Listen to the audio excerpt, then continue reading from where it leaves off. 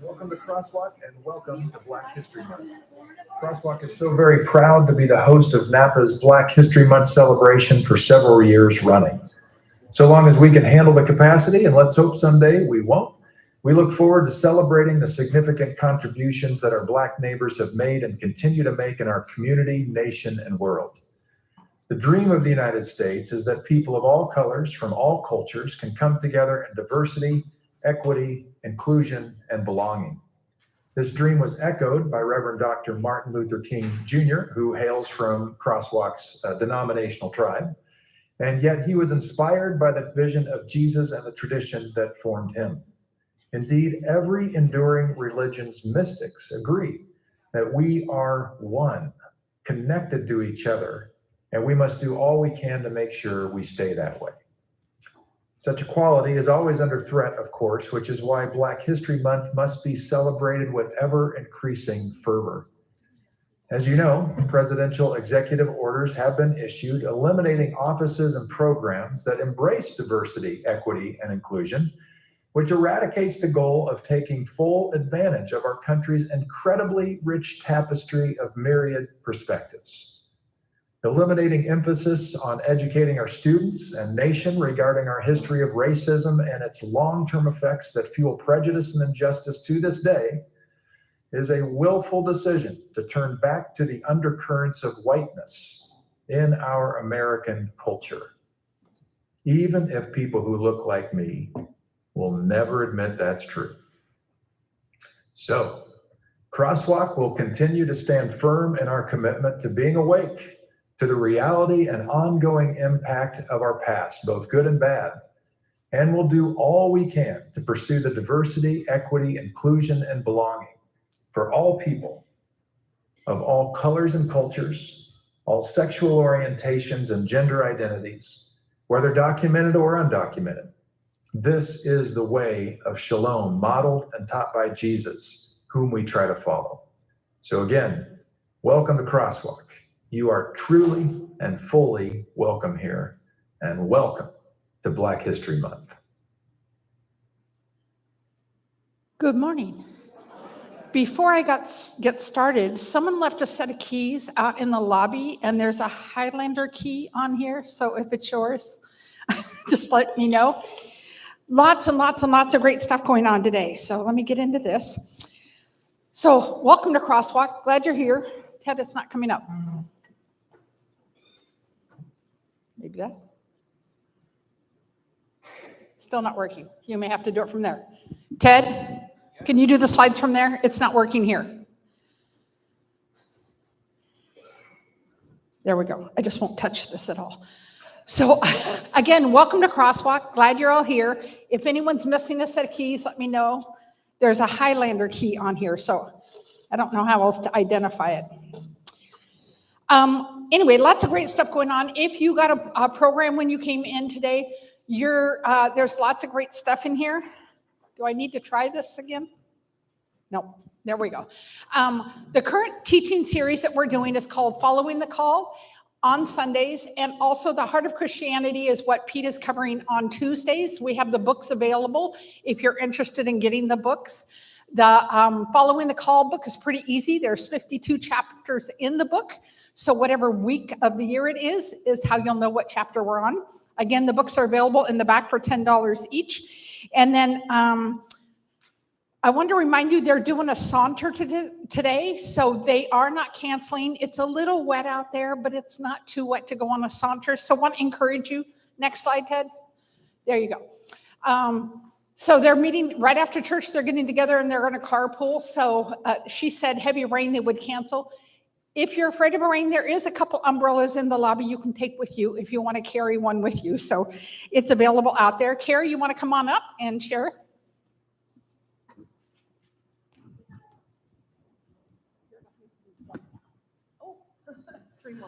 Okay.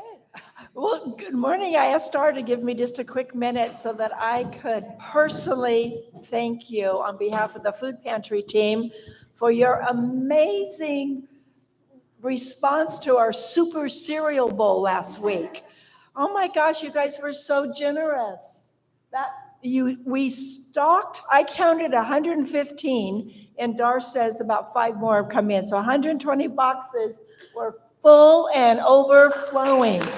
So thank you. Thank you, thank you. You crosswalkers always come through. And just real quick too, I just catch you up a little bit. Besides our normal people that we serve regularly every month, we had 2 of our Welcome Home families last week that we served through Health and Human Services. And when they get into new housing, we come alongside and stock their pantry. So we had 2 of those last week. And then lastly, the Elks Club approached me and wanted to do something in partnership with our pantry. And so we brainstormed, and they came up with the idea. They got a grant to buy cleaning supplies for these welcome home families. So they're going to provide like a laundry basket and fill it with all kinds of cleaning supplies and things to get them started in their new home too. So that's a wonderful, wonderful partnership with them. So thank you. They were going to give Carrie a grant, but Elks Lodge, when they give their grants, they like people where their people can come alongside and actually do the work. So I'm glad Carrie collaborated with them and came up with a plan where they can actually serve themselves as well. So it works out, and then we get to distribute it when we do it. Want to remind you that next Sunday after church, we're going to do a brunch right after the second service. So we're encouraging everyone to bring your favorite brunch dish to share. We'll have the ovens on in the kitchen so we can put them in the ovens if they need to be kept warm. Otherwise, you'll take your food directly down to the kitchen and load it on carts. And then when it's time for the meal, we'll bring it out and serve it. So want to encourage you to do that. We always have great conversation during the brunches. You get a chance to actually talk to people at your tables, wherever you're sitting, and you get to know them on a deeper level than just coming to church and then getting up and walking out the door. So I want to encourage you to do that. And then I want to share with you, Crosswalk Campus gets used for a lot of things. So this coming Wednesday, we're doing Napa County Town Hall meeting here at Crosswalk. So Mike Thompson's office had contacted Pete and I and said, this is a safe place. We would like to know if we would be able to use your worship center to do a town hall meeting. And I thought they were just going to rent the room. No, they wanted more participation. So I wanted to share with you, it's there. I have the QR codes. You'll see them mounted by the doors. There's some in the hallway. They ask everyone to RSVP if you're going to be here. It's not just Mike Thompson. It's also the state senator, Cabaldon is also going to be here. So I'm sure it will be a really great event. So I just wanted to give you a heads up that if you would like to come and be part of the conversation and hear what they have to say about what's going on with our country, you have that opportunity to come this coming Wednesday at 5:30. It will be here in the worship center. They did ask me if protesters come, where could the protesters be? And I said, out on First Street. And then I thought, oh, they're probably going to want to be on the campus. Not sure if there will be, but just want to give you a heads up if there is. They're going to have security people here. We're going to have our security people here helping with it as well. So just want to encourage you to come and hear what's going on and directly from the people that are working deep in the throes of stuff. So want to encourage you to come and be part of that. And again, just sharing with you some other things the campus gets used for. Today at 3:00, we're doing a concert in here for Sing Napa Valley. We had dress rehearsal yesterday. It's Songs of Broadway. So if you're looking for something to do this afternoon at 3:00, they're going to be doing the concert here, 3:00, I think 2:00. The flyer's outside in the hallway as well. Next Sunday, we have dress rehearsal on Saturday and a concert for Napa Valley Symphony Orchestra. So if you're looking for something to do, there's always stuff to do if you come to Crosswalk. So want to encourage you to come and be part and share in what is going on. I hope if you're part of Crosswalk, you're proud of being part of Crosswalk, and you share with your friends that you're part of Crosswalk and what Crosswalk is involved in doing. There's just lots of great opportunities for us. And thank you, because we could not do that without your support, whether it be your prayer support, your attending, your serving, or your giving financially. We don't pass an offering bucket here. I have people ask me, why don't you guys take an offering? We do. It's on the tables. It's very quiet. You just put your offering in there and it's taken care of. So not a big scene, but we do need help financially to pay the bills and to take care of stuff and to be able to serve our community the way we do. So thank you for supporting us. If you're new or visiting for the first time, I would encourage you to go to the welcome table in the back and get a welcome gift from Crosswalk. Also, you get to choose one of the books that we have available as our gift to you. And if you don't have an easy to read, easy to understand Bible, I would encourage you to pick one up while you're back there. It's our gift to you. Let's see, lots of other great stuff going on. So as you're probably aware, Pastor Pete is not here today. He's in Nashville, Tennessee. He may be on his way back by now. He got asked to do a wedding for his nephew. So quite the honor when you come from a family of pastors that you're the one who's asked to do a wedding in the family. So anyway, they're all back in Nashville right now. They were doing a wedding. So very great that he gets to do that. We have Angie to teach us today. So the other thing I want to share with you is Ann Wagner was going to lead worship today, and she has the flu. Gordon shared it with her. So not all things you have to share, but so it's going to be a little bit different. So I want to encourage you on these songs. There's a video that's going to play. If you would like to sing along with it, feel free to sing along with it. I am not a worship leader. Angie is not a worship leader. Neither one of us are singers. But I would encourage you to watch the video, and if you want to partake and sing with it, feel free to do so. All right, Ted, you got it.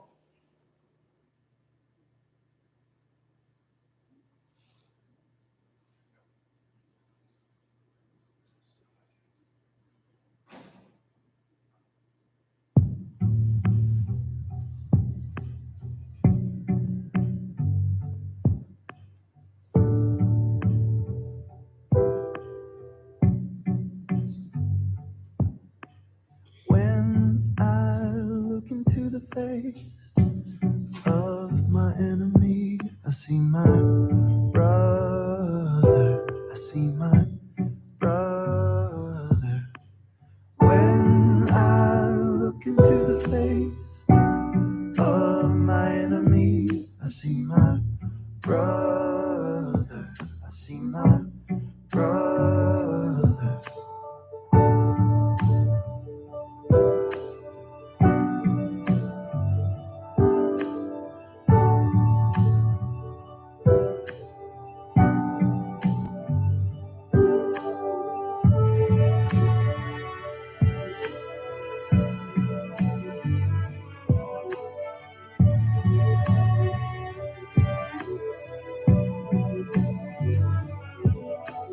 When I look into the face of my enemy, I see my brother. I see my brother. When I look into the face of my enemy, I see my brother. I see my brother. Forgiveness is the garment of our courage, the power to make the peace we long to know. Open up our eyes to see the wounds that bind all of humankind.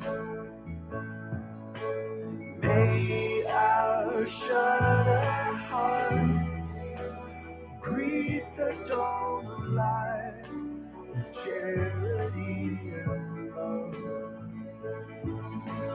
When I look into the face of my enemy, I see my brother.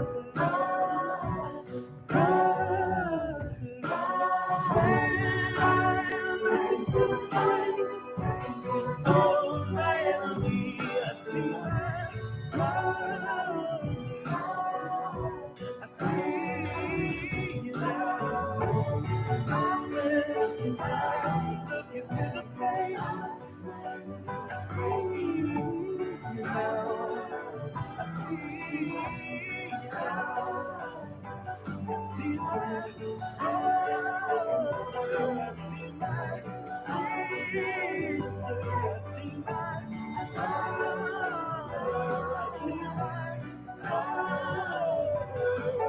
When I look into the face of my enemy, I see my brother.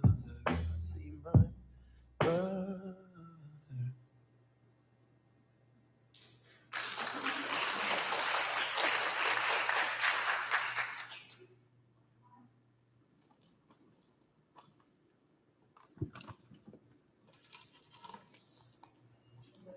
Working now? No, it didn't come up. Meditation slide?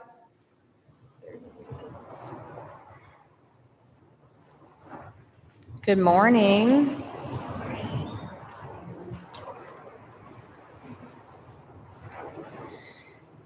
For meditation this morning, just to give you a preview, just so you know kind of what's coming, we're going to do some visualization. We're going to do some breath prayers together. And then to conclude our meditation time, I will speak a blessing. And so when that blessing's concluded, you'll know that the meditation is also concluded. I'll note also for you all that the breath prayer and the blessing both come from Cole Arthur Riley's Black Liturgies, for those of you that like to know source material.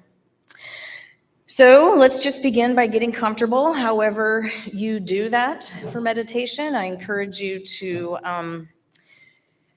ground your feet on the floor if you can, to sit up straight but not stiff.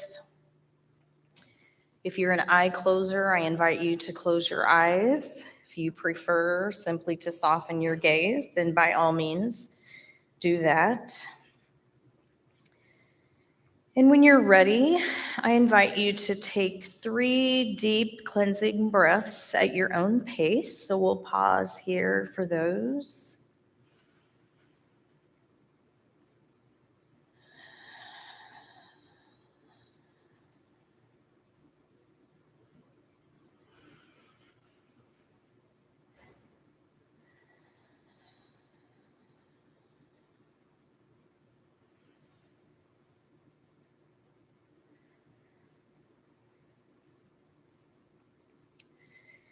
Before we begin our visualization, maybe you want to do a quick body scan, looking for places of tension or tightness.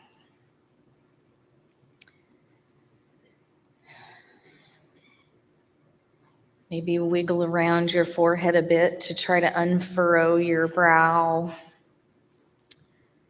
Unclench those jaws.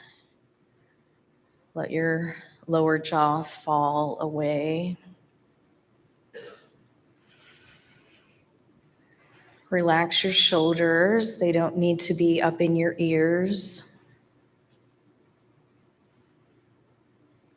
Any other places of tension, you might just try to soften those.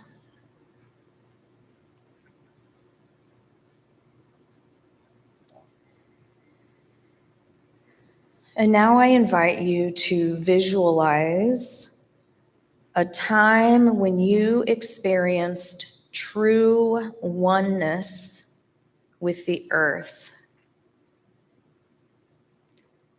When you knew an overwhelming sense of unity with creation.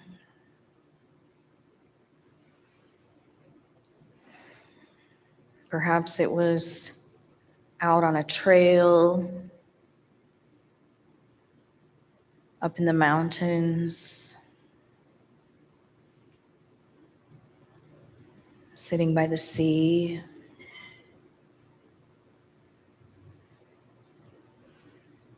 Whatever that was, I encourage you to get back into that moment, that experience.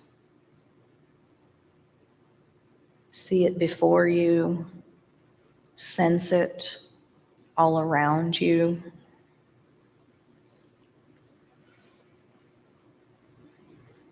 Let's pause here to enjoy those experiences we've had.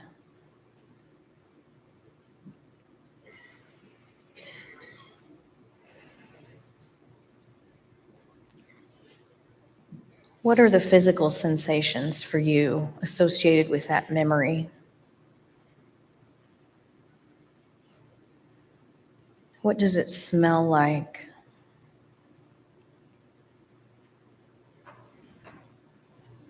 What is it that you see or are taking in through your eyes?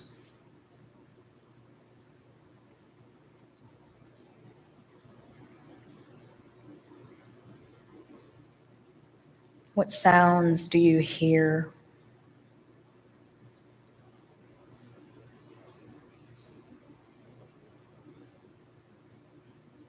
Does your memory have a taste?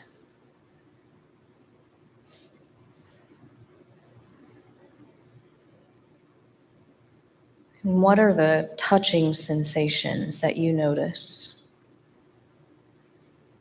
What do you feel on your skin, underneath your seat, or underneath your feet?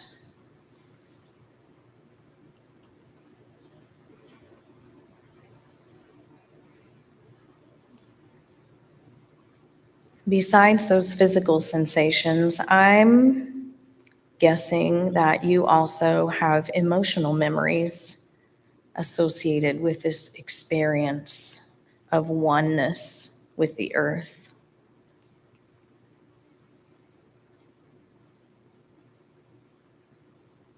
What emotions are evoked as you relive that moment?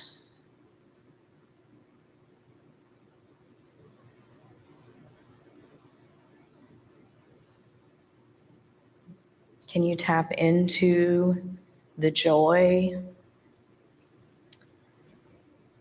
the peace, the exhilaration?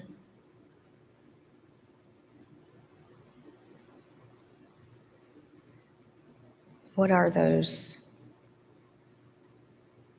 emotions for you?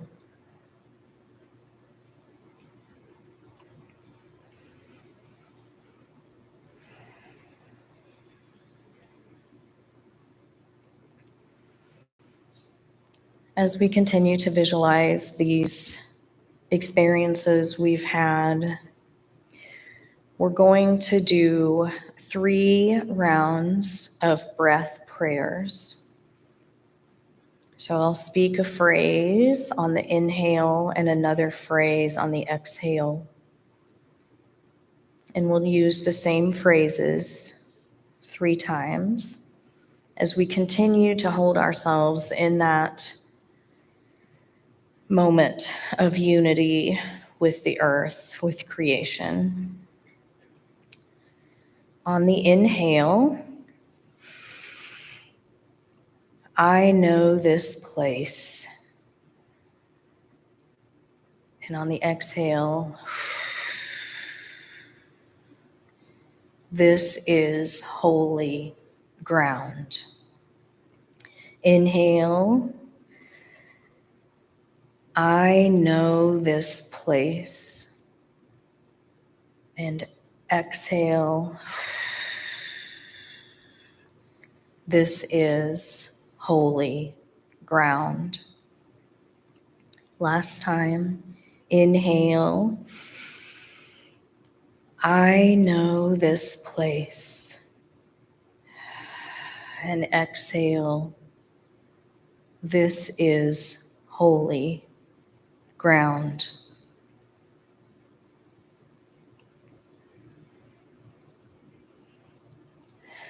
Friends, let your soul receive this rest. The God who made dirt and sky, stone and sand, is present with us wherever we find ourselves.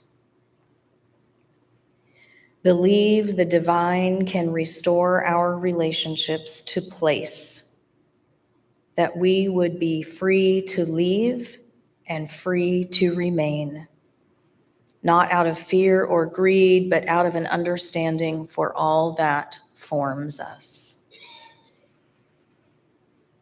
Amen.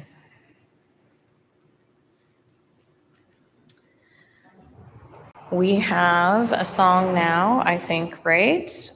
You should recognize it if it's what I think it is. Okay, this one I want y'all to sing, and I want you to stand to sing, because the name of the song is Lift Every Voice. So again, it's video driven, so please join in.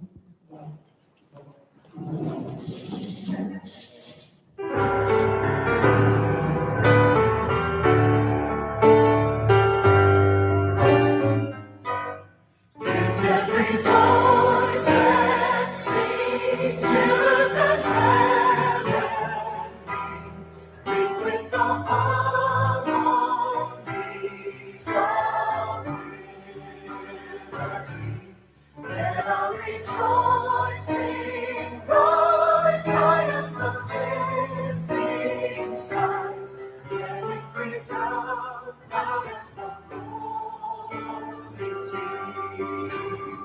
Sing a song full of the faith that the darkness has taught us. Sing a song full of the hope that the present has brought us.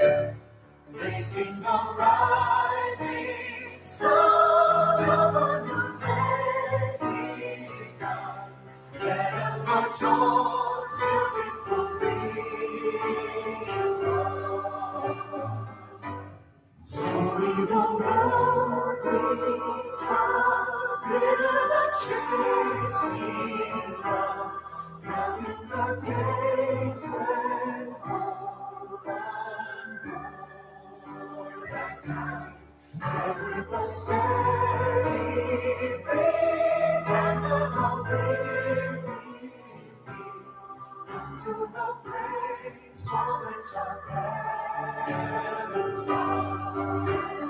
We have come over the way that with tears has been watered. We have come treading a path through the blood of the Messiah.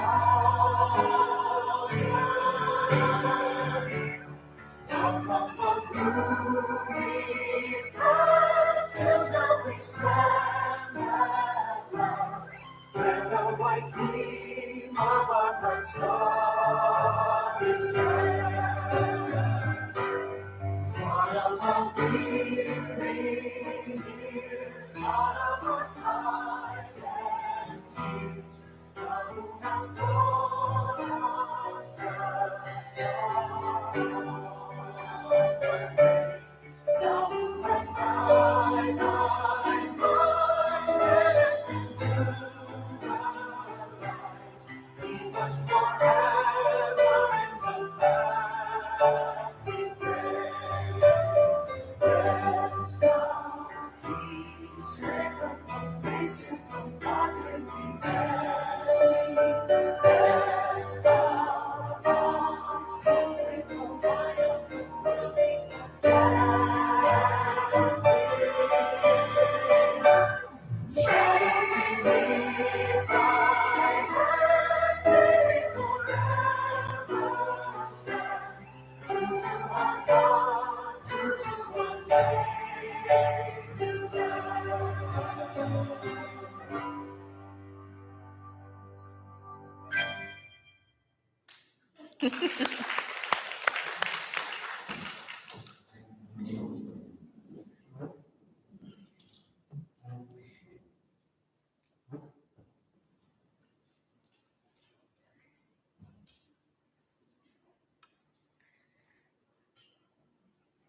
I'm not sure yet if I'm in charge of these slides or if Ted is back there, so give us a minute.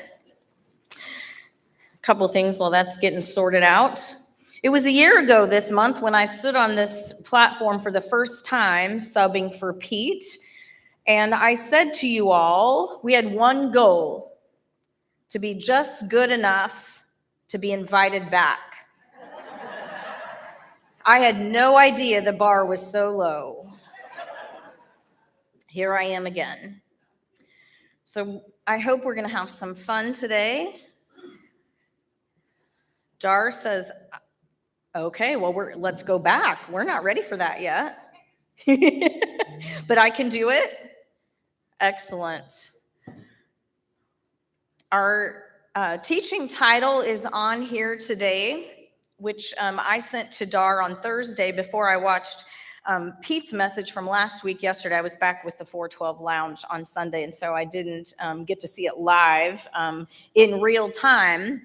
But what struck me this morning or yesterday when I was watching it was that Pete and I have got game when it comes to wordplay. We do.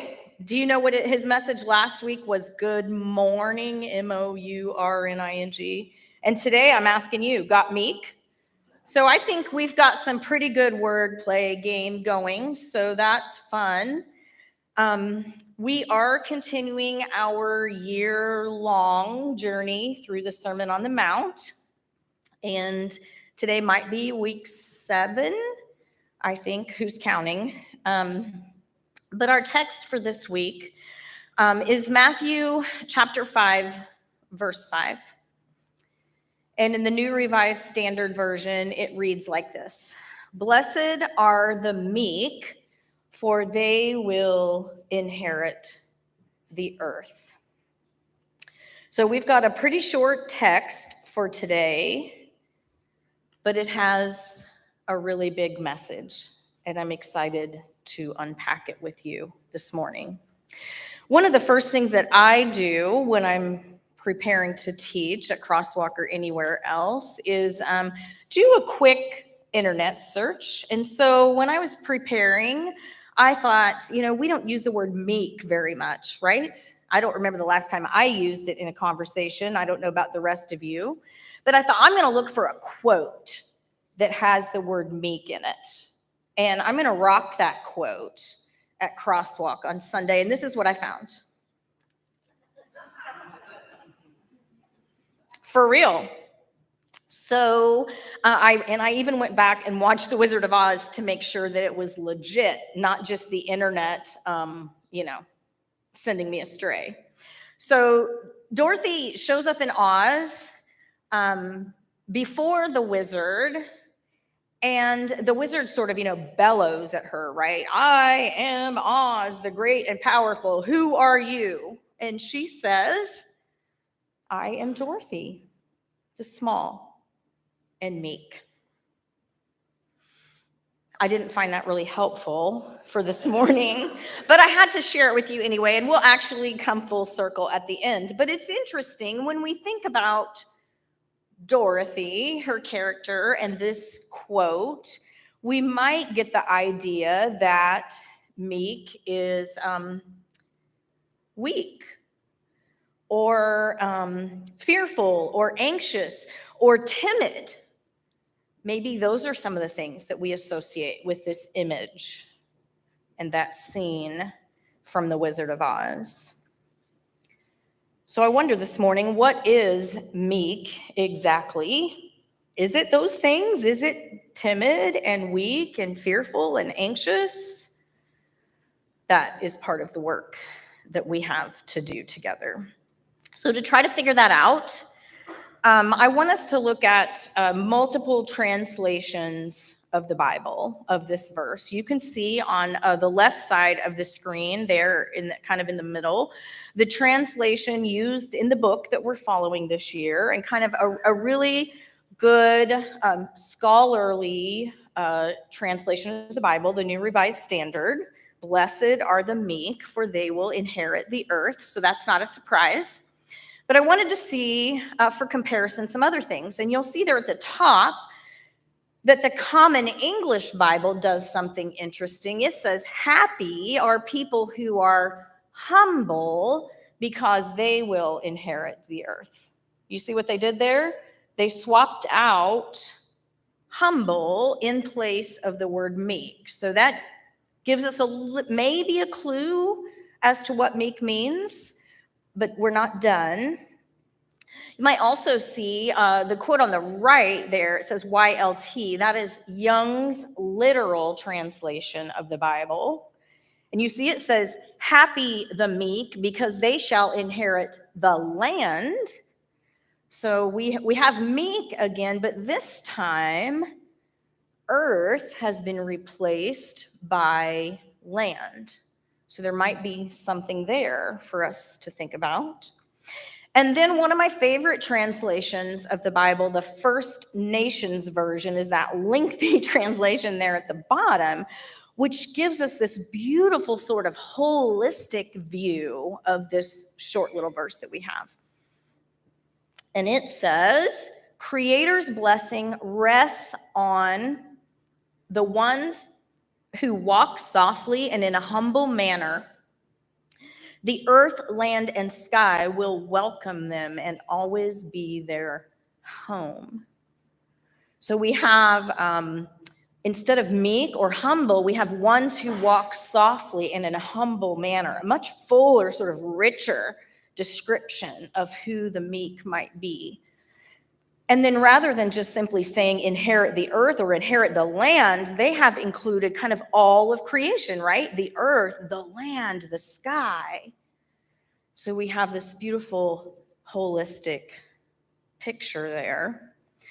But we may not be any closer to figuring out what meek means. So I did some digging, some kind of etymological digging. And what I discovered is there are several places where you look, and often meek and humble are used together, and sometimes like this interchangeably. But I found a really interesting definition for meek, and it is in slight contrast to humble. They go together, but they're not exactly the same. So meek is a way of saying someone has strength under control. Strength under control. It's a way of relating to other people, right? If you are strong, but keep yourself kind of under control, then that is a way of relating with other people. But humble is a way of viewing oneself. So not thinking too highly of oneself. You don't have to be in relationship with other people to be humble. You can be humble all by yourself. But you can't be meek all by yourself, if that makes sense to you at all. What use would it be to be strong and have strength but remain under control if you're only talking about within yourself? So there's a slight distinction there. Meek people for sure are humble, but they're not exactly the same thing. I hope that makes sense to you. I found it really, really helpful, and it actually helps make some of the connection that I hope for us to make today as we look at the scripture more deeply. There's another piece of the text that is a bit mysterious, I think, not only figuring out what exactly meek is, but what in the world does being meek have to do with inheriting the earth or inheriting the land? How many of you are reading the book that Pete is taking us through this year? Okay, lots of you.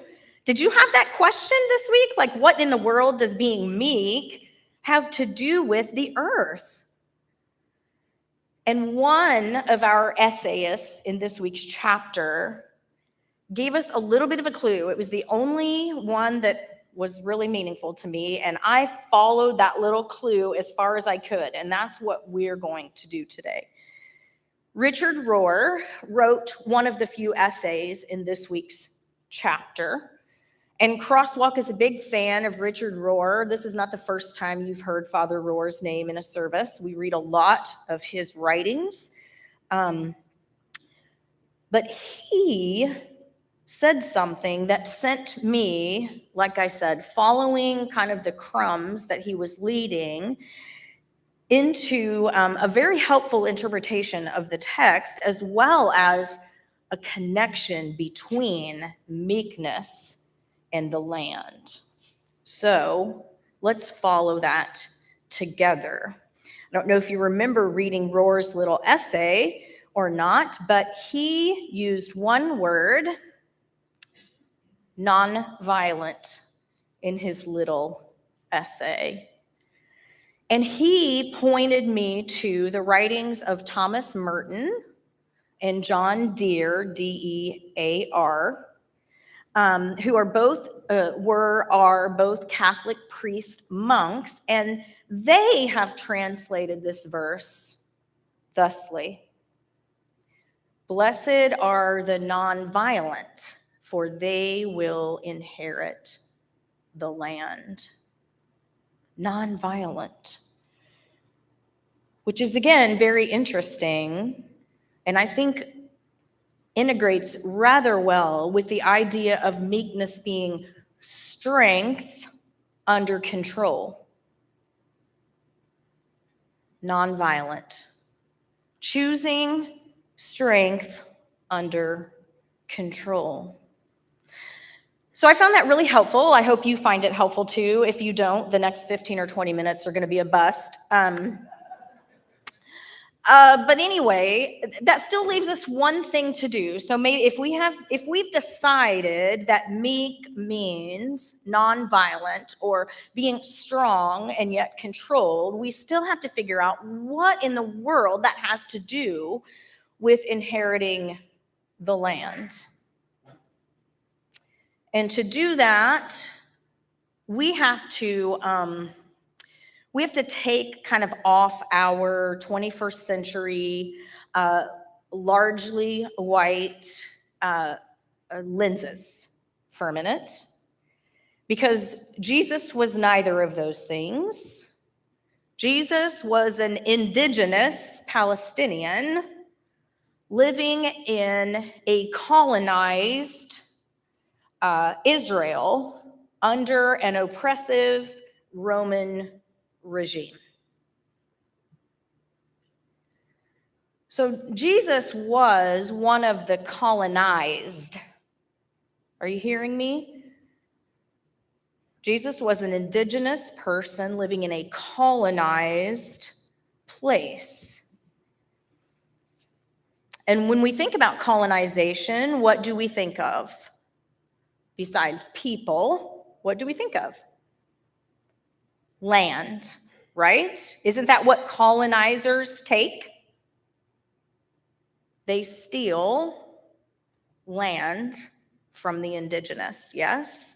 So Jesus is speaking in this kind of environment to other folk who have experienced firsthand the pain of being colonized. So we've been talking a lot about the Sermon on the Mount being countercultural. And today I want to say, yes, this is countercultural, but if we only see it as countercultural, we miss something. It's not just countercultural, it's subversive. It's subversive. And if you didn't know what subversive was before the halftime show last week, I hope you know now about subversive messaging. Kendrick Lamar is a master of subversive messaging. But I'm here to tell you that Jesus was the OG. The Sermon on the Mount is Jesus not like us moment. And here's why. Consider the absurdity of this statement. For a colonized person to say to his fellow colonized community, "Blessed are the nonviolent, for they will inherit the land." It's absurd. Because who has the land? The violent, right? It's ridiculous, and yet it's powerful. They know in a colonized society that the land is possessed by the violent, the land grabbers, those who build their cities and their empires and their monuments and their roads and their economies on the back of other people and on their land. But Jesus's audience of Torah-keeping Jewish faithful living in a Roman colony understands the absurdity and the irony in this statement because they know the truest truth. The earth is the Lord's and everything in it. They could all quote the Hebrew Bible, and they know that that is the truest truth. So it's subversive because it speaks directly to those people who know the truth in all its irony and absurdity, but it's also subversive because it's a layered, backhanded statement of resistance about not only the violent Roman oppressors, but also their puppets, the complicit religious leaders who have forsaken their own people for the false power that the colonizing Romans have given them. Sound familiar? It should. Jesus is telling these poor, landless, powerless people that the violent powers and their manipulated puppets are just fooling themselves. This is a wink, wink, nod, nod moment among people on the inside. They know that the religious leaders in the Romans are not like us. They know. They know that the land belongs to those who live at one with it. Those who plant and cultivate and harvest. Those who neither dominate other people or the earth. And this Torah-keeping Jewish community knows the history of God's promised land and what God says about the land. So it's a hopeful message for them and a powerful one that the Romans and the religious leaders did not have eyes to see and ears to hear. So our task today is to figure out what we do with that. How do we take a text spoken by a colonized indigenous leader to his fellow people? How do we make sense of it? We're still wrestling with and repenting of our own colonizing histories. So how can we live up to and live into this blessedness that Jesus talks about? Is it possible even? I want us to think about that a little bit. We know that in our own context, the meek are still waiting to inherit the land, that 40 acres and a mule that yet goes unfulfilled. But Jesus said, "Blessed are the non-violent."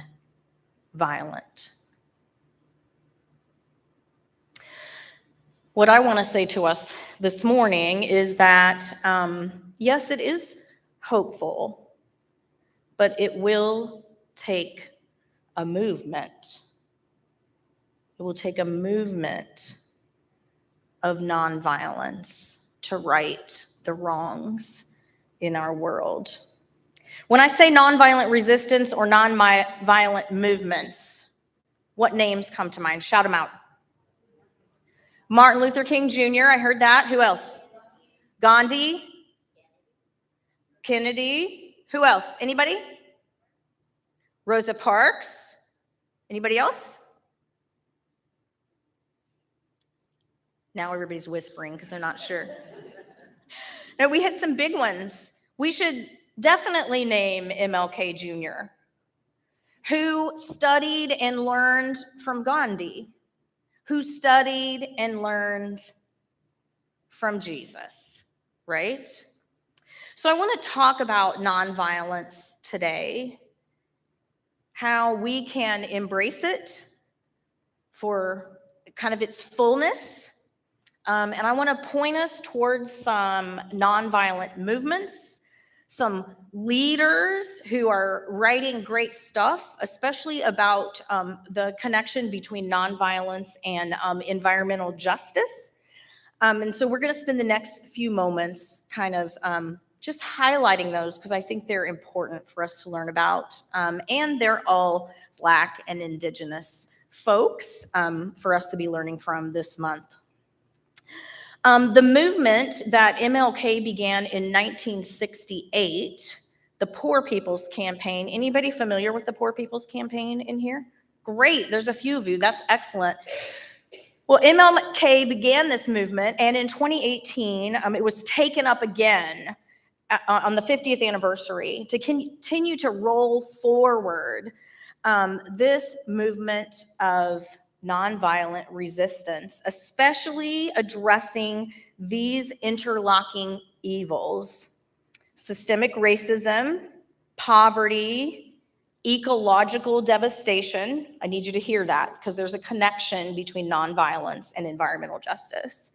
Militarism and the war economy, and of course, the distorted narrative of religious nationalism. The Poor People's Campaign, in my estimation, offers one of the best illustrations of nonviolence that I've ever seen. I don't know about you all, but there was a time in my life where I thought to be a nonviolent person was simply good enough to just be opposed to war. And maybe some of you are there, and that's okay. But nonviolence as a lifestyle, as a philosophy, as a spiritual discipline is way more than simply saying, I'm opposed to warfare. And we get that through the Poor People's Campaign. This is their covenant of nonviolence. I want to share with you. It's 2 slides worth. I will speak with respect towards all. I will speak truth to power. I will seek to defeat injustice, not people. Such an important distinction there. I will accept the consequences of my actions for justice. I will not resist arrest, use hostile language or insults, carry or use weapons, or make any threats of violence. I will walk in love. I may wear a face mask for the health and safety of myself and others. I believe the universe is on the side of justice. And I am committed to a movement, not a moment. That number 9, I can't think of anything more critical for us right now, because the things that we face will take more than a moment. They'll take a movement, whether we're talking about environmental justice, systemic racism, poverty, all of those things. And these are still their words. In committing to these principles, I will tap into a power and soul force that exists within each of us. It's a philosophy, it's a practice, it's a moral and spiritual discipline to say, I'm committed to nonviolence. And I love that last sentence. And this is from the Poor People's Campaign, but it sure sounds like something that we could have written around here, doesn't it? I will strive to embody the values of courage, inclusion, justice, truth, and love for all that connect me to every human being. That's shalom, my friends. If you want to get involved with a movement and you recognize that this is a moment that calls for more than a moment, this is a great organization to get involved with. They have not only a national org, but also state specific. So there is a California Poor People's Campaign. If you're interested in committing yourself to nonviolence and to dealing with those issues that I shared earlier. I also want to highlight and lift up some significant Black and Indigenous thought leaders and writers in the nonviolent environmental justice arena. So I've just brought a few resources to share with you. These are excellent resources if you want to read and learn more from our Black and Indigenous siblings. And it is way past time for us to do that.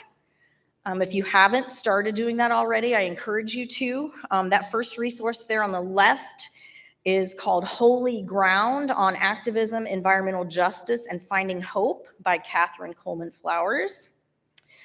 The second resource, if you see Kim Hester Williams this week, you tell her we missed her this morning. This is her book. Racial ecologies. Kim and a colleague, Leilani Nishimi, have edited this volume and pulled together some powerful essays that make the connection between ecology and the racialization of our spaces, our land. Then Becoming Rooted is a volume written by an Indigenous leader named Randy Woodley. It's kind of 100 days of reconnecting with sacred earth, so it could be read like a devotional. I'll also say that none of these volumes are specifically Christian, so don't come at me about that. These are just good resources. And then the last one, Diane Glave, Rooted in the Earth, Reclaiming an African American Environmental Heritage. Friends, our Black and Indigenous siblings have been trying to show us the way for living non-violently in colonized places and spaces for millennia. And it's time for us to pull up a chair and learn from them and join the work. So if you have a chance to check out some of them, go for it. I also want to highlight some local and local-ish movements because I would be remiss not to do that. So I live down in the East Bay, so I spend my time in Richmond, Berkeley, Oakland, that area. And these organizations are all in the East Bay. Actually, Oakland. Soul Flower Farm. I love the way they describe themselves. A small organic farm in the East Bay Hills. They strive to incorporate biodynamic farming methods and permaculture designed to be self-sustaining. Their passion is living in connection with the land, giving back, sharing with community, and practicing holistic medicine. They are connecting nonviolence with environmental justice. Canticle Farm is an urban garden in the heart of Oakland. They also have an educational center and a community of intention. And they are experimenting at the intersections of faith-based, social justice-based, and earth-based nonviolent activism.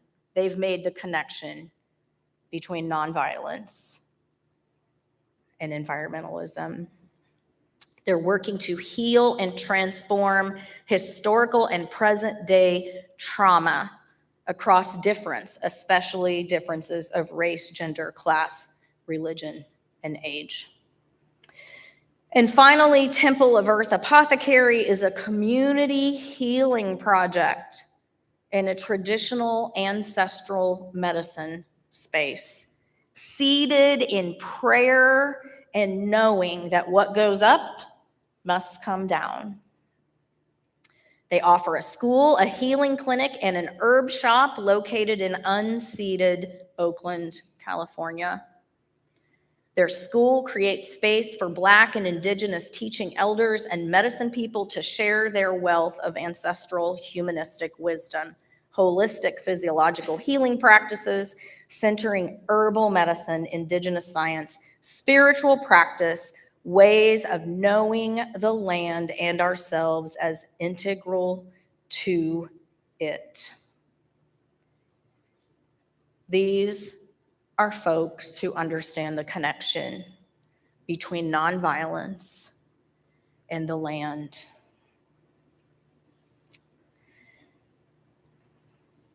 And here are two more leaders whose names you should know and whose organizations you might want to check out. Reverend Dr. Ambrose Carroll is in Berkeley. I know Ambrose. He's been a guest on my monthly show. He founded the Green the Church movement, which focuses on helping the Black church embrace environmental sustainability and earth care. He's brilliant, brilliant. And Ms. Genesis Butler, I don't know if anybody knows who she is. Anybody ever heard of Genesis? She's in Southern California. She was one of the youngest people to ever give a TED Talk at age 10. At age 10, she gave a TED Talk, and this was 8 or 10 years ago, so she's like 18 or 19 now. That TED Talk that she gave at age 10 was all about how and why she chose to be a vegan, because she understood the connection between nonviolence and environmental justice and sustainability. A 10-year-old. You should check it out. Go to YouTube and search Genesis Butler. We may come back next week and have a lot more vegans in the room. She's brilliant. She's the great niece of Cesar Chavez, and she continues to be an animal rights activist and has a website, etc. Phenomenal. Just a few people to lift up and name this morning and say, we can learn from them. To bring it to a close, I got to go back to The Wizard of Oz after opening that way. So yes, I found the quote, as I mentioned earlier, and watched the movie again for the first time in decades to see that the quote was actually there. And then I got to thinking, it's Black History Month. I'm highlighting these Black and Indigenous leaders. Maybe I should watch The Wiz and see how that whole meek business is translated there. Y'all remember The Wiz from 1978?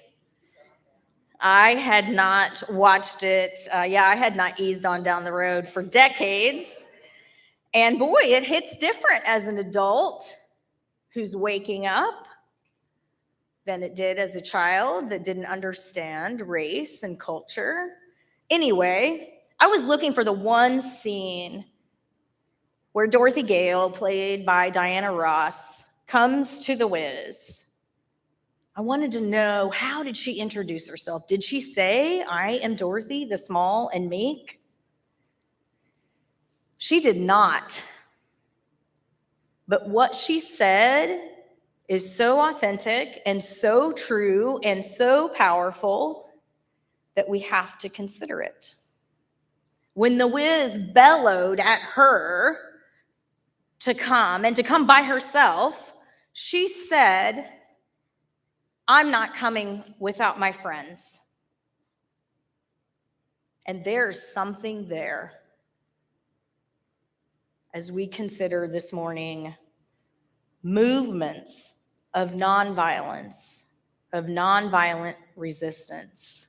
I'm not coming without my friends.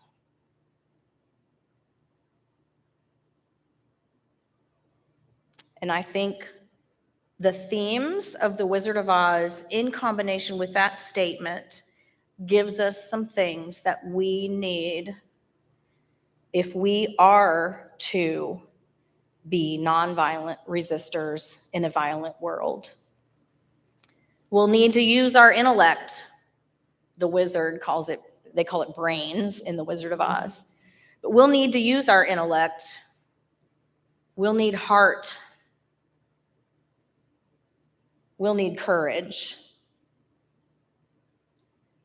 And she reminds us we need community.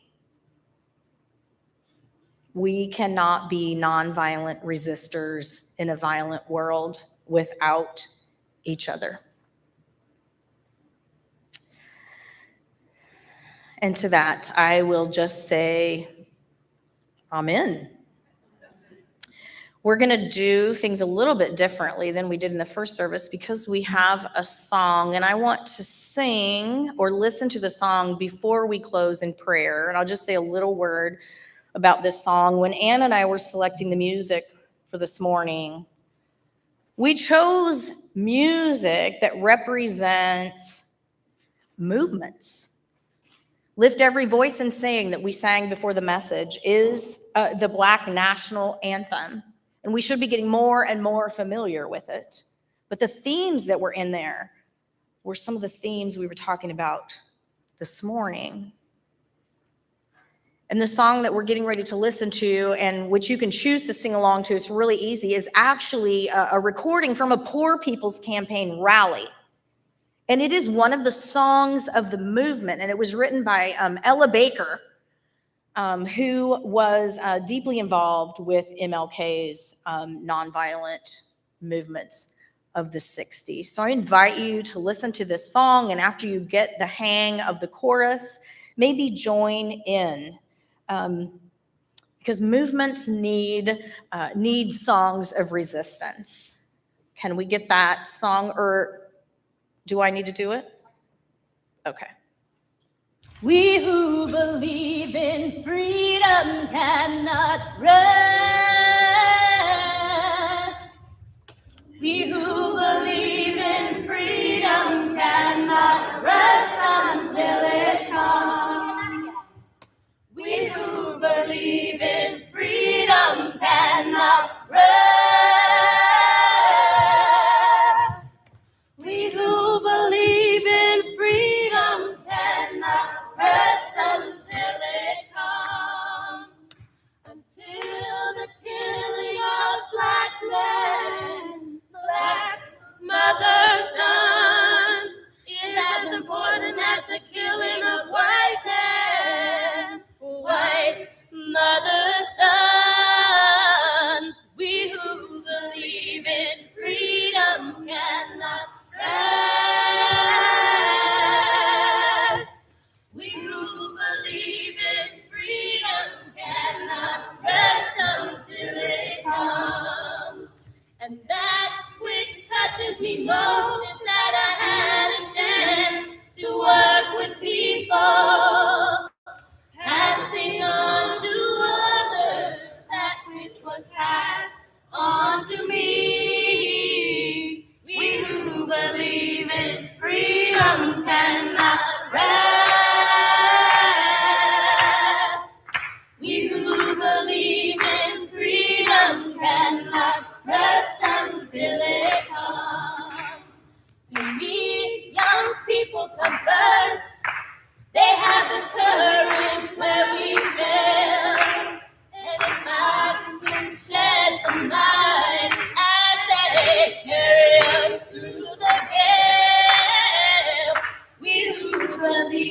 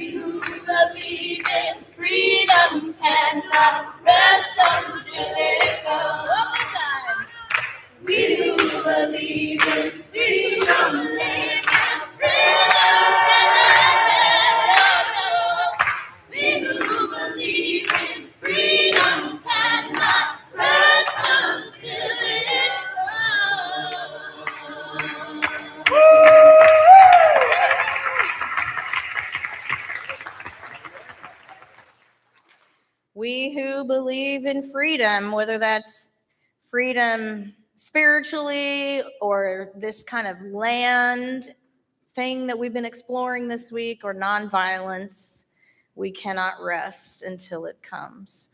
I'm going to invite you now to join me in a version of the Lord's Prayer as our dismissal today, if I can get it to come up. Let's see here.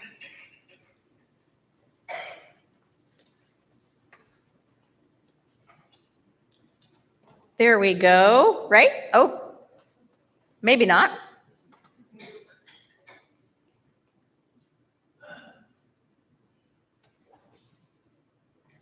Let's see.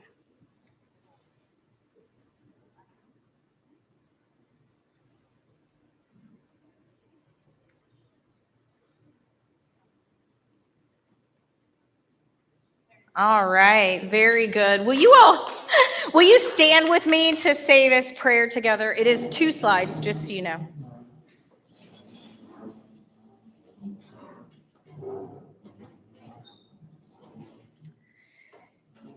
Our Father and Mother, who is in us here on earth, holy is your name in the hungry who share their bread and song. Your kingdom come, which is a generous land flowing with milk and honey. Let us do your will, standing up when all are sitting down and raising our voice when all are silent. You are giving us our daily bread in the song of the bird and the miracle of the corn. Forgive us for keeping silent in the face of injustice and for burying our dreams, for not sharing bread and wine, love and the land among us now. Don't let us fall into the temptation of shutting the door through fear, of resigning ourselves to hunger and injustice, of taking up the same arms as the enemy. But deliver us from evil. Give us the perseverance and the solidarity to look for love, even if the path has not yet been trodden, even if we fail. So we shall have known your kingdom, which is being built forever and ever. May it be so. Ashe and amen. Thanks for being here today. Have a great week.